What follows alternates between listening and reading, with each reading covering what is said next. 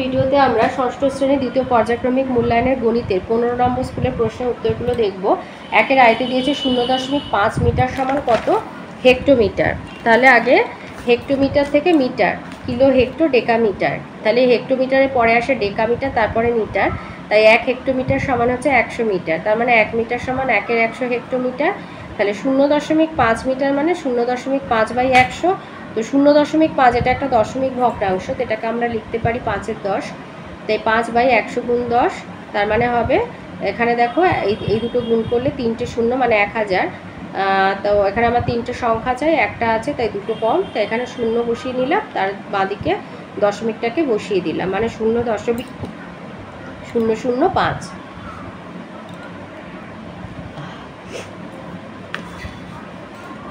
দুইতে দিয়েছে শূন্যস্থান পূরণ করো, দুটি সংখ্যার গুণফল সমান, সংখ্যা দুটির লসাগু গুণ গসাগু। 3-এ দিয়েছে শূন্যস্থান পূরণ করতে বলেছে কতর 20% 45 টাকা। তাই 45কে 20% দিয়ে ভাগ করে দেবে, 45 ভাজিতক 20 করবে। 20% মানে 20-এর 100, 45 ভাজিতক 20-এর 100 মানে 45 গুণ 100/20। তো 0 0 কেটে গেল, 2 আর 10কে 2 দিয়ে কাটলাম 5, 45 গুণ 5 মানে 225 টাকা। তাহলে 225 টাকা 20% মানে 45 টাকা। 4-এ একটা গুণ করতে দিয়েছে 0.03 গুণ 0.3, তাহলে 3 3-কে 9, 1 2 3, তাহলে 0.009। 5-এ দিয়েছে একটি তল বিশিষ্ট ঘনবস্তুর উদাহরণ দাও, বল। আর 6-এ বলেছে ট্যালিমার্কের সাহায্যে প্রকাশ করতে 12। তো দুটো 5, এই দুটো 5 5 10 আর এই 2 12। 2-এর আয়তে আছে 15.77 মিটার লম্বা বাঁশে 2.25 অংশ বাদ দিয়ে বাকি অংশকে সমান 4 ভাগে ভাগ করলে প্রতিটি ভাগের দৈর্ঘ্য কত হবে। এটাকে সরলের আকারে সাজিয়ে নিয়েছি। তো 15.77 থেকে 2.25 বিয়োগ দিয়ে তাকে 4 দিয়ে ভাগ করে দিয়েছি। তো এটা বিয়োগ করলে হচ্ছে 13.52। 7 থেকে 5 বিয়োগ হলে 2, 7 থেকে 2 বিয়োগ হলে 5, 5 থেকে 2 বিয়োগ হলে 3 আর একটা বসে গেল। তো বিয়োগ করলে 3.38 মিটার। তাহলে প্রতিটা ভাগের দৈর্ঘ্য হবে 3.38 মিটার। 2-এ 2 নম্বর প্রশ্ন বলেছে 5834 থেকে কোন ক্ষুদ্রতম সংখ্যা বিয়োগ করলে বিয়োগফল 20, 28, 32 ও 35 দিয়ে বিভাজ্য হবে। তাহলে 20, 28, 32 আর 35-এর লসাগু করে নেবে। তো লসাগু হচ্ছে 1120। এবারে সংখ্যাটাকে 5834কে 1120 দিয়ে ভাগ করবে, 5 বার যাচ্ছে, ভাগশেষ থাকছে 234। তো নির্ণয় ক্ষুদ্রতম সংখ্যা হচ্ছে 234।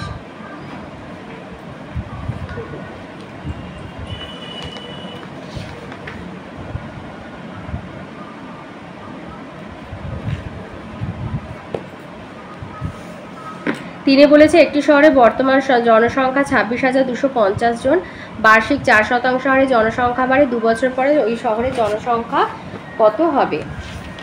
তাহলে 26,250 জনের 4% মানে হচ্ছে 1050 জন বেড়েছে। 26,250 গুণ 4/100 কাটাকুটি করে হচ্ছে 525 গুণ 2 মানে 1050 জন বেড়েছে। তাহলে পরের বছর জনসংখ্যা হচ্ছে 26,250 যোগ 1050 মানে 27,300 জন। এবার 27,300 জনের 4% মানে 27,300 গুণ 4/100, 0 0 কেটে গেল মানে 1092 জন বেড়েছে। তাহলে 2 বছর পরে জনসংখ্যা হবে 27,300 যোগ 1092 জন মানে 28,392 জন হবে।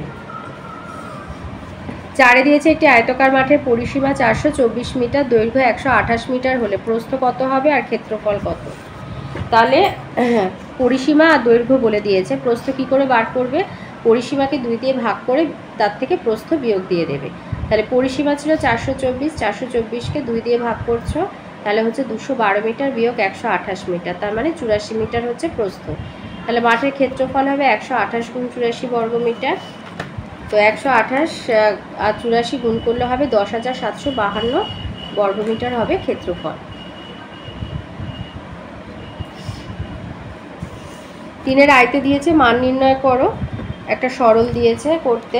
তো প্রথম বন্ধনীর কাজ আগে করবে, তো এটা যোগ করে পাচ্ছি 21.35। এবার 45.85 থেকে 21.35 বিয়োগ দিলে হবে 24.50, তাকে 5 দিয়ে ভাগ করব, হবে 4.90। 3-এ 2-এ দিয়েছে সংখ্যা রেখার সাহায্যে যোগ করতে বলেছে -8 + 3। তো এটা হিসাব করলে হচ্ছে -5। তো এইভাবে সংখ্যা রেখা তৈরি করে দেখিয়ে দেবে। তিন নম্বর প্রশ্ন দিয়েছে আবৃত্ত দশমিক সংখ্যাকে সামান্য ভগ্নাংশে প্রকাশ করো। তো এখানে দেখো দশমিকের বাঁদিকে এই 3 বাদে এদের সবার মাথায় পৌনপুনিক আছে।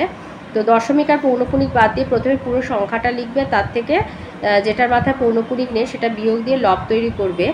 আর দশমিকের ডান দিকে যে সংখ্যাগুলো আছে সেইগুলো যতগুলোর মাথায় পৌনপুনিক তার জন্য ততগুলো নয়।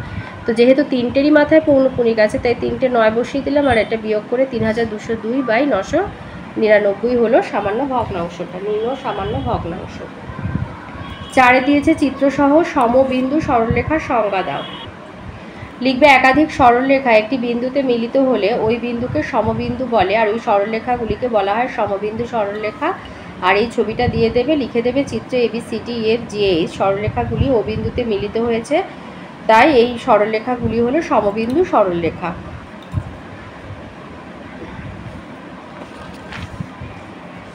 5 দিয়েছে যোগের সংযোগ নিয়ম যাচাই করো।